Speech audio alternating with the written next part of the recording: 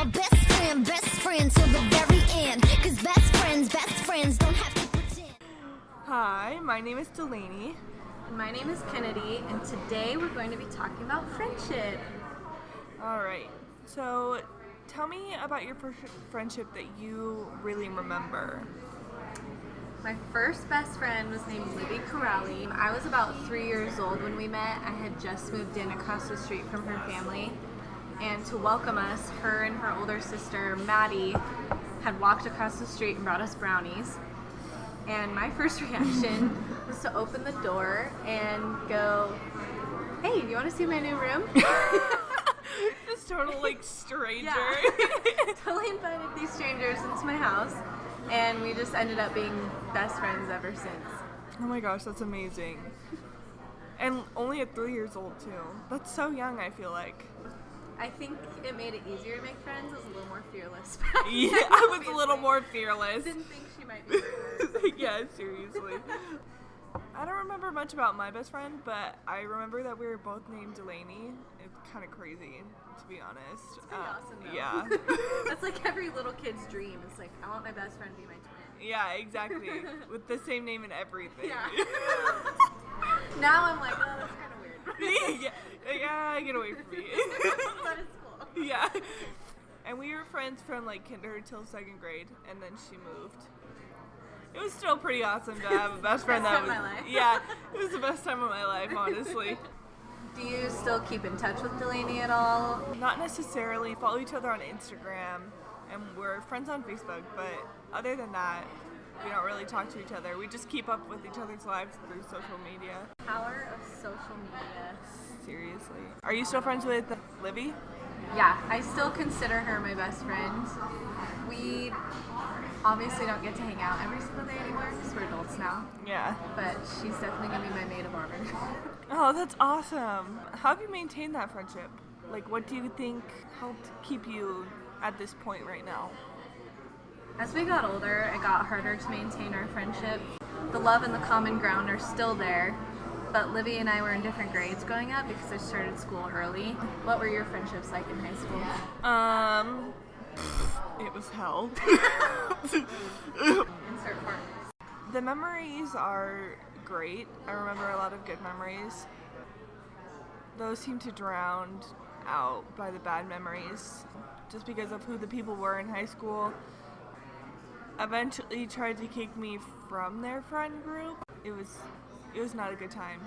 High school is really brutal. I think that stuff impacts how a person makes friends in the future. Do you go about making friends differently because of them? I'm definitely more attentive when it comes to building friendships, because if a person is selfish about how we spend it on our own time, I'll pretty much notice it right away and keep my distance. And then when making friends, I try to do it through places of common ground. Like, I go to church, so I find people from church or classes. So I feel like I can finally be more selfish after graduating with my friends that bring out the best in me and bring me the most peace. I feel like after high school, there's a lot less obligated friendships and more of who you choose to be in your life. Did you struggle with anything like that in high school as well? Most definitely. I struggle really badly with social anxiety, so it was super hard for me to make friends in the first place. Yeah. It's very contradicting because I'm a very extroverted person, so I definitely enjoy making friends and talking with people. It's something I thrive on, but social anxiety makes the internal part of making friends really difficult. Yeah. But I was actually very bullied in high school. I almost dropped out a few times because girls were that mean to me, and it even got to a point where I had to get restraining orders on certain people. I was being harassed so badly. So I think experiences like that cause you to shut down, especially if the paranoia was already there and the anxiety is already there. What would you tell a listener struggling today with friendships?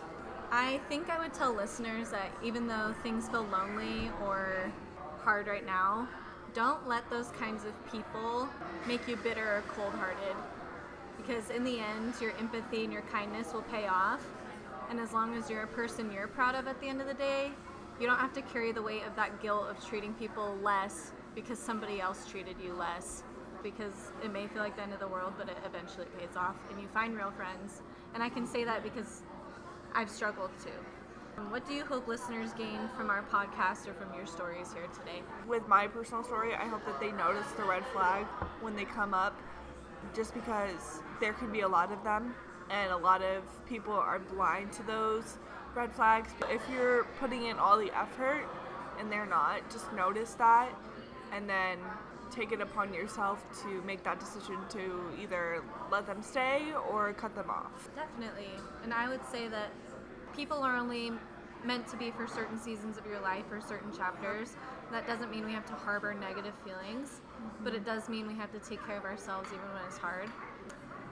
All right, well, that's all we have today, so thank you for listening to our podcast. I'm Delaney. I'm Kennedy. Thank you for listening, and we wish you the best of luck in your future friendships. Bye, guys. People, let me tell you about my best